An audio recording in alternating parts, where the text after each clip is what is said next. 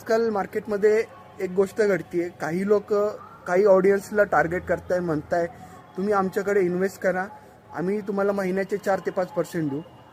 पण सेबीच्या गाईडलाईन प्रमाणे अशी कोणतीही कंपनी नाही जी दुसऱ्यांना शाश्वती देऊ शकते की आम्ही तुम्हाला महिन्याचे एवढे रिटर्न देऊ. अशा कंपनी टोटली फ्रॉड असतात. ह्या कंपन्या तुम्हाला काही दिवस रिटर्न सुद्धा देतील, पण काही काळानंतर ह्या कंपन्या बंद होतात आणि तुम्ही आत्तापर्यंत जे पैसे कमवले हे तुम्ही लॉस करून बसतात आणि नंतर तुम्हाला रिग्रेट करावं लागतं.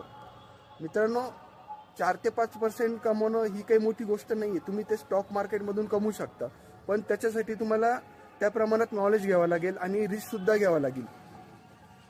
अशा गोष्टी जर तुमच्या आजूबाजूला जर होत असेल तर तुम्ही आधी त्या कंपनीची इन्क्वायरी करा की ती कंपनी सेबीच्या गाईडलाईन्समध्ये आहे का नाही आहे.